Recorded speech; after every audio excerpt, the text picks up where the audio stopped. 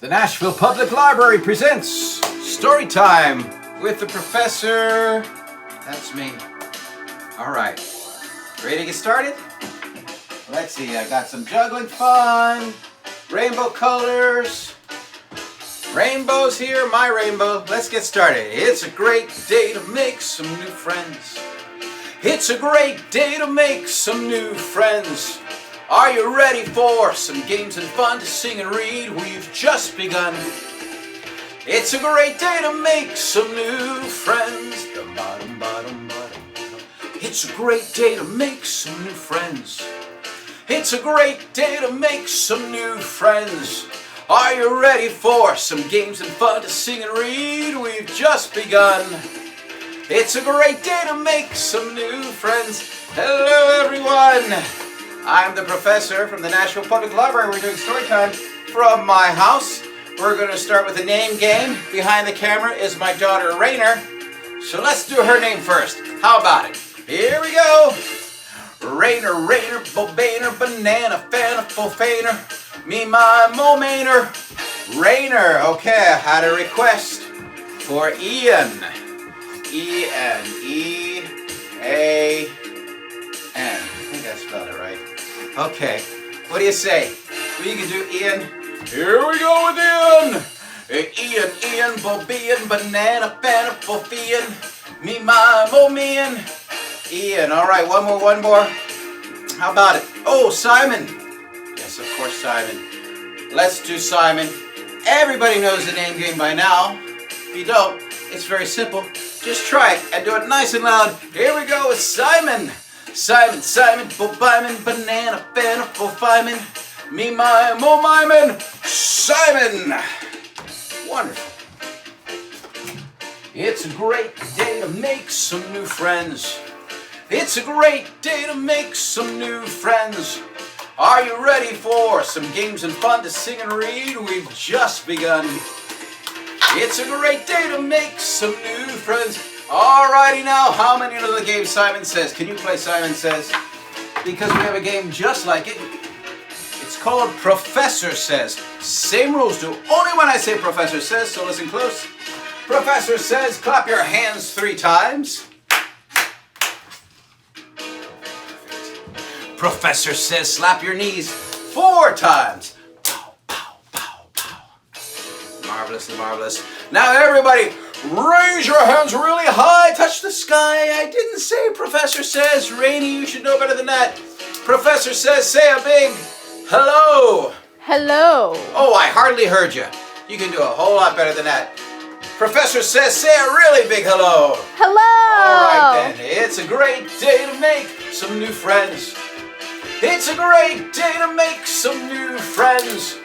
Are you ready for some games and fun to sing and read? We've just begun. It's a great day to make some new friends. Yo! Woo! Always a great day to make new friends. And I have a new friend. She's written a wonderful book. Let's see if we can get her on the computer. So we have with us today Aya Khalil reading her book, The Arabic Quilt, an Immigrant Story. And there she is. Hi, everybody. I'm so happy to be here. Hello, it's great to see you. Where are you? I am in Toledo, Ohio. Toledo, Ohio. But you're not from Toledo, Ohio. Right. So I was born in Egypt. And I immigrated when I was 1. And I've lived all over the place. I've lived in New Jersey. I've lived in North Dakota. I've lived in Michigan. And yeah, so Ohio is probably the longest I've lived. Well, great. Now tell us a little bit about your book. It's about you, right? Yeah. So actually it brings me back to North Dakota again. I had a teacher that this book is based on. As you guys will see in the book, just think about the teacher when I'm reading it. But I had basically a teacher who created the same project that is inside the book. and we displayed it. We displayed I don't want to give it away, but we displayed well, it's kind of obvious, the quilt, the classroom. She made me, she asked me to write the names in Arabic one day of our classmates, and we did, and the classroom loved it. And I was able actually to reconnect with this teacher a couple of months ago when the book debuted. I was able to, so, one of my old classmates, this was like over 20 years ago. I was in second or third grade. And so one of our classmates knew that I had this book, and she's like, hey, I remember this project. And so I was like, yeah, like, do you know our teacher? Like, do you know if she's like still in North Dakota or what happened to her? And she's like, yeah, I'll connect you guys. And she connected us. And then I sent her a book, and she went to the old school Perkett Elementary School, and she went and she took a picture of it and sent it to me, and we were connected. It was really nice. Wonderful. Well, I'd say I found this online from the School Library Journal about your book, a timely, heartwarming story with expressive, vibrant illustrations that complement the text. This story will boost immigrant children's morale and teach others to be more open-minded. And I agree with all of that. So can you do us a favor and read us your book, and I'll go back to the drawing board. I would love to. Thank you. Great. All right. The Arabic Quilt, an Immigrant Story. It's written by me, Aya Khalil, and the illustrator is Anayi Simerjian. And she lives in Washington State.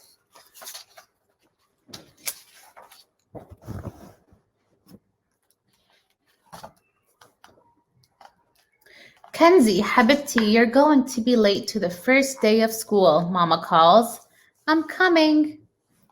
Mama, Kenzie stuffs her notebook into her backpack and quickly but carefully folds her quilt, the special one Teta made in Egypt. Breakfast is delicious. Egyptian fava beans, homemade French toast, and watermelon with feta cheese and mint. Zachariah has watermelon juice dripping down his chin. He looks happy. I packed your favorite lunch for you, a kofta sandwich, Baba exclaims. Shukran, Baba, Kenzie says. That means thank you. But secretly, she wishes her Baba would pack her a peanut butter and jelly sandwich instead. Her family has just moved to this town, and she doesn't know anyone. She does not want to be different. In the car, Mama sings along with the songs on the Arabic radio channel. When they pull up to the school, Kenzie turns down the radio volume. Mama gives her a confused look.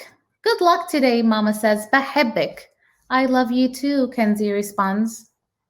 In class, Mrs. Hagen asks all the students to share 3 facts about themselves. When it is Kenzie's turn, she says bravely, I am Egyptian American. I love to swim. I love to write poetry. Then she sits looking down at her desk. At lunchtime, Kenzie is surprised when Mama walks through the door. Habibti, you forgot your lunch, and that means dear. Habibti, like the Hobbit? Isn't your name Kenzie? Molly snickers. Her classmates laugh with her as they walk to the cafeteria. Mrs. Hagen sees tears rolling down Kenzie's cheeks. What's wrong? She asks. Molly made fun of what my mama said. Kenzie replies. Oh, Kenzie, being bilingual is beautiful, she says. Don't let anyone make you feel ashamed. You are special. That night, as Mama puts leftover shorbet ats, which is lentil soup, in Kenzie's lunchbox, Kenzie gently pats Mama's back. Can you please pack me a turkey sandwich instead? Before bed, Kenzie writes a poem as she hugs her quilt, which smells like Teta's home. The next day, Molly says, Mrs. Hagen said I hurt your feelings. I'm sorry I laughed at your mom's language. It sounded funny. It may sound funny to you, but that is only because you don't speak Arabic, Kenzie says. She feels a lump forming in her throat. My parents say that learning different languages makes a person smarter and kinder, she blurts out. Okay, whatever, Molly says, skipping away. Mrs. Hagen calls Kenzie to her desk after lunch. I found this notebook on the floor and it was open to a lovely poem. I was describing my teta's quilt.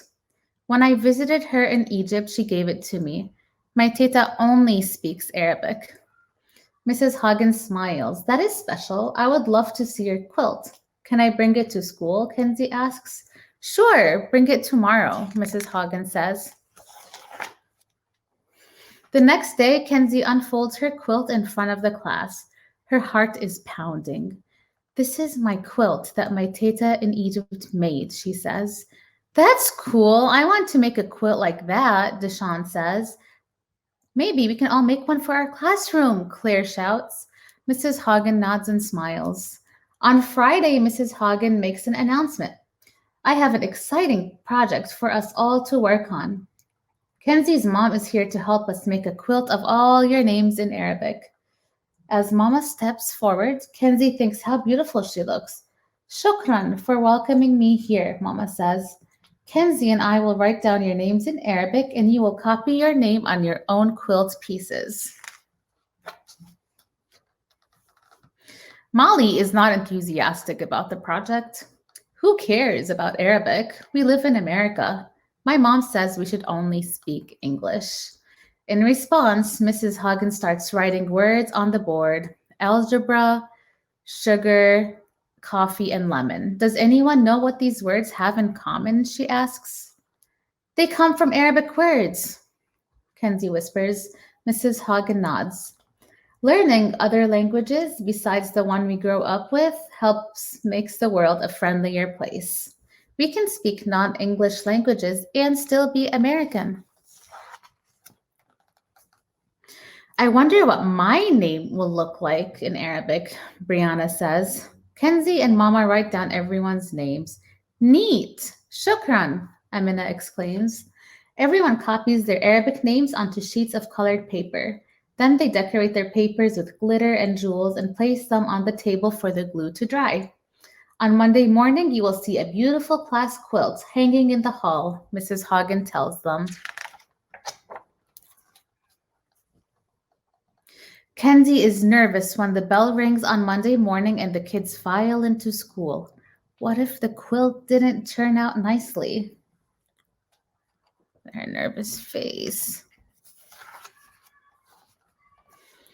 The quilt hangs on the bulletin board outside Mrs. Hagen's classroom. The colorful papers with their Arabic names have been cut into different shapes and sizes, and all the pieces are stapled together.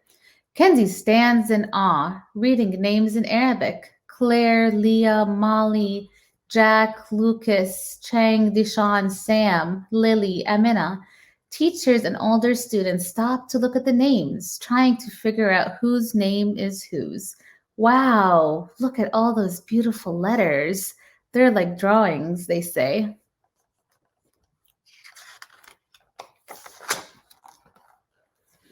That was a really cool project, Kenzie. Shukran, Kenzie's classmates tell her. I'm sorry I made fun of you, says Molly. I didn't realize how important a different language is. Can you write my mom's name in Arabic? I want to give it to her as a gift. Okay, Kenzie says. Do you want to go swimming soon? I'd love to. Kenzie nods as Molly hugs her. Leaving class a week later, Kenzie stops to look at the Arabic quilt one last time. Right across from it, she is surprised to see another collage of names in a language she doesn't recognize.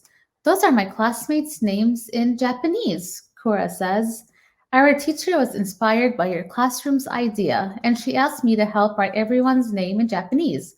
Aren't languages a beautiful thing? They can unite us. Kenzie smiles in agreement. In her room that night, Kenzie holds Teta's quilt tightly as she writes a poem for her parents. Shukran, Mama and Baba, for always encouraging me to be proud of speaking a different language and speaking it out loud. Languages can unite us together like a quilt, so I will always speak my languages without guilt. I will never be ashamed to speak in this language that is so unique. بحبك mama, بحبك papa, and that means I love you. And here is a glossary of the Arabic words and some of the words that were used. So, like habibti, which means my dear or my love. Teta is grandma. Shukran is thank you. And here's a little bit more about me and the wonderful illustrator who lives in Washington State. The end. Wonderful. Thank you so much for reading that wonderful Thank story. you very much. Thank you for having me. Well, it's a great story, and it's also a great lesson, not just for children. It's a great lesson for all of us. So thank you so much for reading that. Do you have anything else you'd like to say to the kids before we go? Just if you speak a different languages, just embrace that and be proud of it. I know when I was younger, sometimes I'd be just a little bit shy when my mom would speak to me in Arabic in public. And now I look back and just I cherish that she and my dad taught us a different language because it's hard. It's hard to be bilingual. It's hard to be trilingual, and to just embrace it and teach your friends. If you know a different language and your friends don't know it, maybe teach your friends a couple of words. Maybe teach your teacher a couple of words. They'll appreciate it, and you'll appreciate it for sure. Wonderful. And only good will come out of it. Only good. Yeah, absolutely. Thank you so much. I look forward to seeing what you come up with next. Thank you for joining us today. Thank you for having me. Thank you. Let's see what JJ the Lamb has to say today. Okay. Hi. Gigi here. I'm with Kat. Yesterday, Kat and I went walking, and we collected some leaves. Fall leaves, 'cause all the leaves are falling off the trees now. Aren't they, Kat? Yeah. Oh, that one is an oak leaf. And that one is a maple leaf. And that one is a sassafras leaf. And that one is a tulip poplar leaf. Yeah, I learned all that stuff. You can too. Oh, you know what else I have? I have little acorns. Yeah, they still have their hats on. See how they look like... Hey, Kat, what are you doing? Don't eat the leaves, please. Okay. They look like little people. You see? With hats on their heads. I think they're cute. Hey, what'd you do? What are you doing? Oh, I guess, there's plenty more, so she can play with that one if she wants. Some leaves are yellow. Some leaves are brown. Some leaves are red. And they all fall on the ground. Except for the evergreens. They stay on their trees. Right, Kat?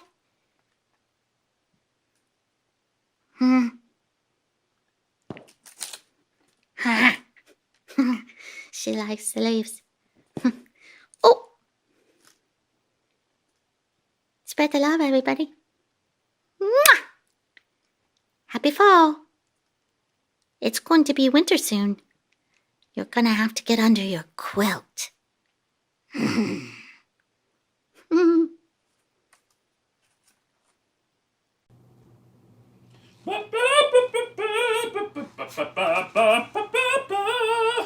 Hello. How are you today? My name is Cedric the Dragon. Please hold your applause until the very end. Anyhow, I am looking for the professor. Have you seen him? You have? I haven't seen him. Professor! Professor, where are you? Yip! Oh, that sounds like him now.